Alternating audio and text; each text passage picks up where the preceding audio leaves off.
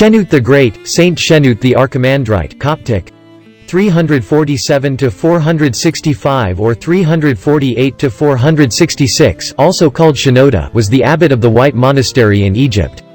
He is considered a saint by the Oriental Orthodox churches, and is one of the most renowned saints of the Coptic Orthodox Church. Early life.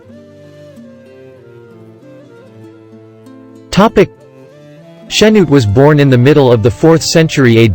The date 348 AD, often mentioned but not universally accepted, is based on an inscription in his monastery, dating from the 12th or 13th century. Around 385 AD, Shenoute became the father of the White Monastery in Upper Egypt. It has often been assumed that Shenoute was the immediate successor of the White Monastery's founder, Pcol. However, the reconstruction of Shenoute's literary corpus made it possible to realize that Pcol died in the 370s and was then succeeded not by Shenoute but by another father, Eben, and that a spiritual crisis during Eben's tenure as head of the White Monastery, a crisis which seems to have involved carnal sin, enabled Shenoute to come to prominence and to become Eben's immediate successor. At the Council of Ephesus.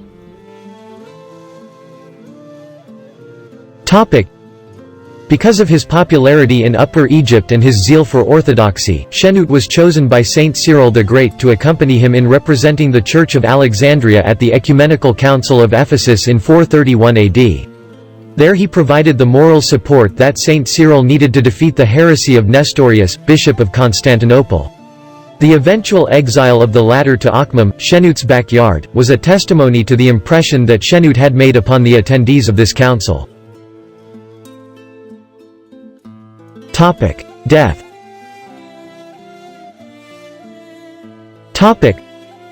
On 7 Epip, the 14th of July, 466 AD, following a short illness possibly brought upon by advanced age, Shenoute died in the presence of his monks.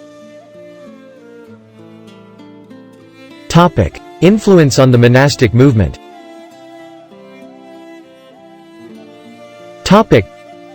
From his uncle, Saint Pigel, Shenoute inherited a monastery based on the Pachomian system, though more austere and stringent.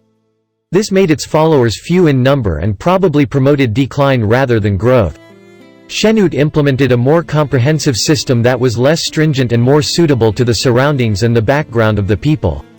This new system had an unusual component, which was a covenant diatheke to be recited and adhered to literally by the new novices.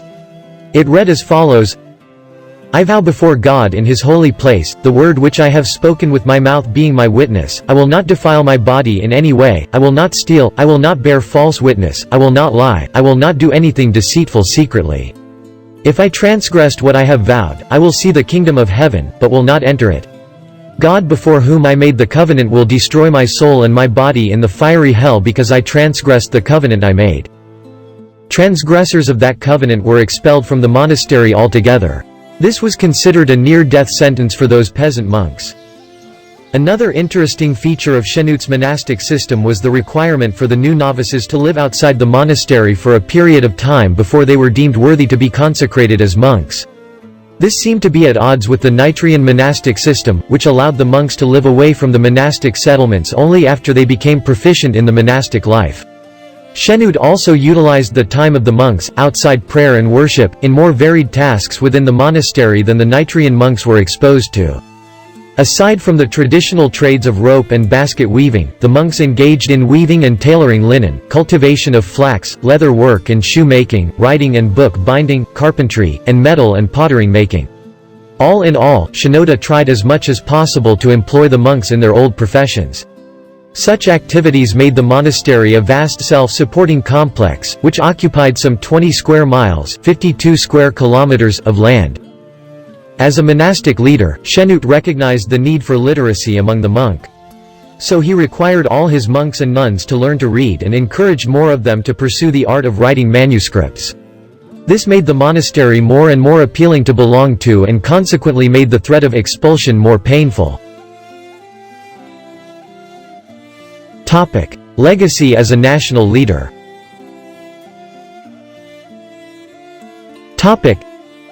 In his laudatory life of Saint Shenoute, his disciple Saint Wissa Bessa recounts several incidents of Shenoute coming to the aid of poor Egyptian peasants.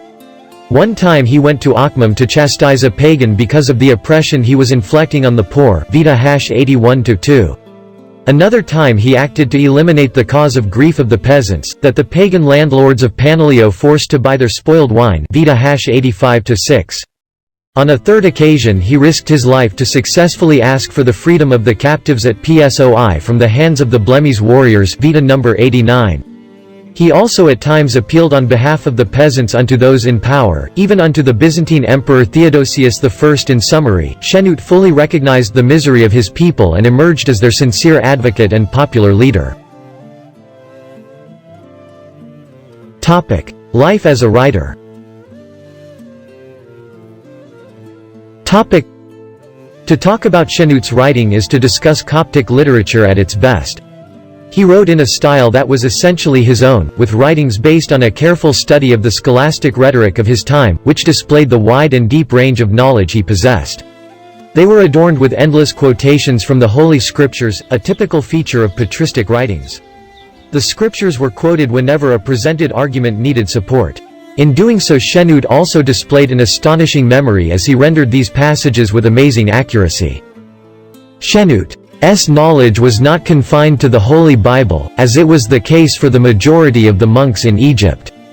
He was fluent in both Coptic and Greek, and was fairly well acquainted with Greek thought and theology.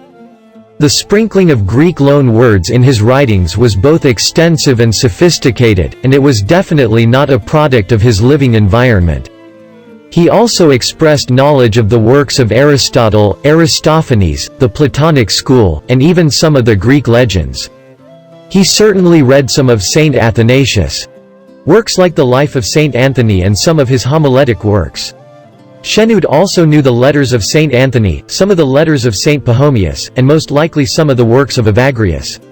His knowledge further extended to such popular non-canonical texts as the Acts of Archelaus and the Gospel of Thomas. The writing of Saint Shenoute can be grouped into four categories.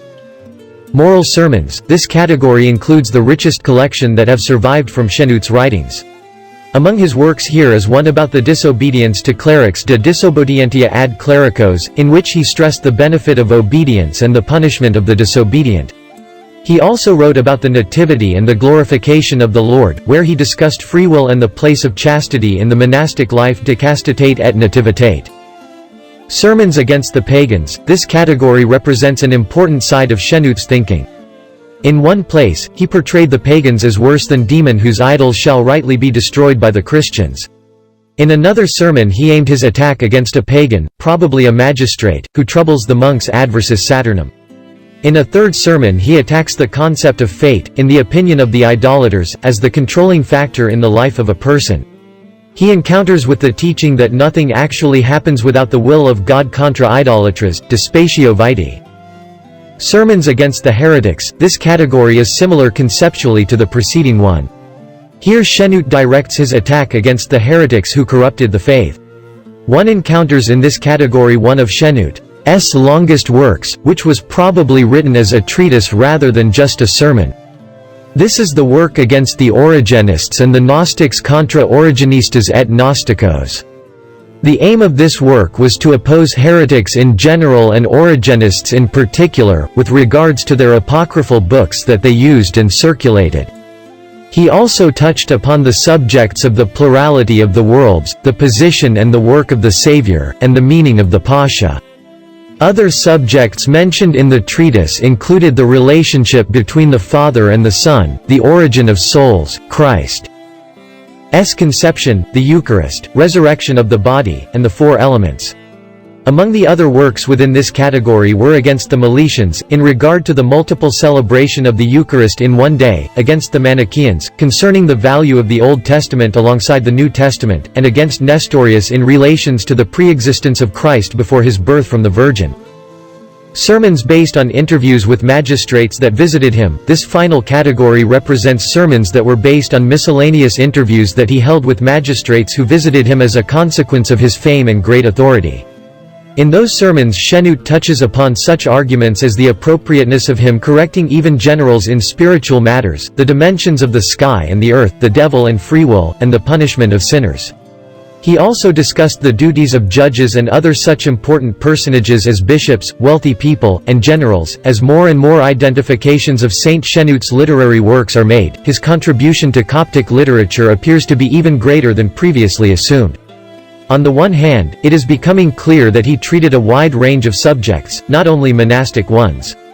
This suggests a more favorable assessment of the theological character of his writing, his spirituality, and his moral and nationalistic behavior. On the other hand, he accepted the inclusion of literary activity in the religious field. This sets him apart from the Pahomian system that tended to treat religious literature as mere written instructions with no regard to style being given. He further developed a style that is clearly a product of careful study of the scholastic Greek rhetoric of his time. Topic: Monasteries named after Saint Shenoute.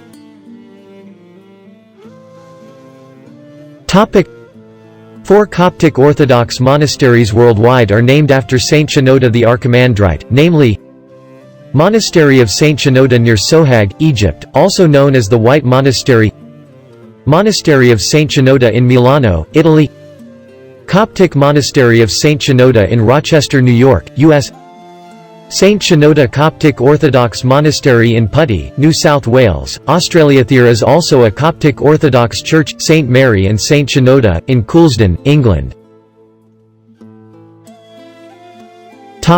References.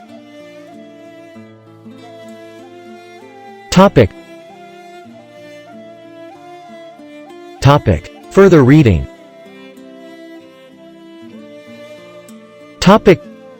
Bell, David N. Bessa, The Life of Shenoute.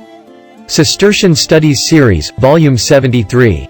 Kalamazoo, Cistercian Publications, 1983. Brack, David. Demons and the Making of the Monk, Spiritual Combat in Early Christianity. Cambridge, Massachusetts, and London, Harvard University Press, 2006. Especially Chap. 5, The Prophet, Shenoute and the White Monastery. Emmel, Stephen. Shenoute's Literary Corpus, 2 vols. Corpus Scriptorum Christianorum Orientalium, vols. 599-600 = Subsidia, vols. 111-112. Leuven, Peters, 2004. With an extensive bibliography on Shenoute up to 2004. Emmel, Stephen. Shenoute's Place in the History of Monasticism. In Christianity and Monasticism in Upper Egypt, Volume 1, Akhmim and Sohag, edited by Gavdat Gabra and Hani N. Takla, pp. 31-46, with bibliography on pp. 321-350. Cairo and New York, The American University in Cairo Press, 2008. Wolfgang Kossak, Wolfgang, ed. 2013. Shenoute von a Tripe de Judicio Finale, in German. Papyruscodex 63000, IV im Museo Egizio di Torino. Einleitung, Textbearbeitung und Übersetzung. Berlin, Verlag Brunner Christoph. ISBN 9783-95240018-5-9. Wolfgang Kossak, Shenoute of a Tripe. De Vita Christiana. M. 604 Pierpont Morgan Library, New York per megasecond. Oregon, 12689 British Library, London and Ms. Clarendon Press B.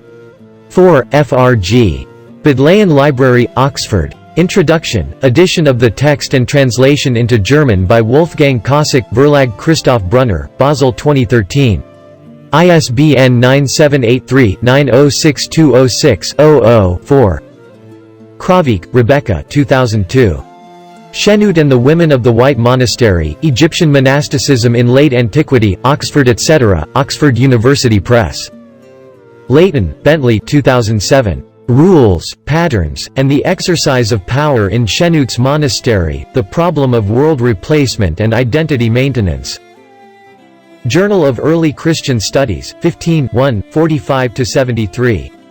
doi 10.1353 earl.2007.0015. Leighton, Bentley 2014. The Canons of Our Fathers, Monastic Rules of Shenoute. Oxford, Oxford University Press. Schroeder, Caroline T. 2007. Monastic Bodies, Discipline and Salvation in Shenoda Tribe. Philadelphia, University of Pennsylvania Press. Gripiu, Emanuela 2007. The Visions of Apa Shenoda Tribe, An Analysis in the History of Traditions of Eastern Christian Apocalyptic Motifs. In Monferrer-Sala, Juan Pedro. Eastern Crossroads, Essays on Medieval Christian Legacy. Gorgias Eastern Christian Studies, 1. Piscataway, Gorgias Press. pp. 157–168. External links.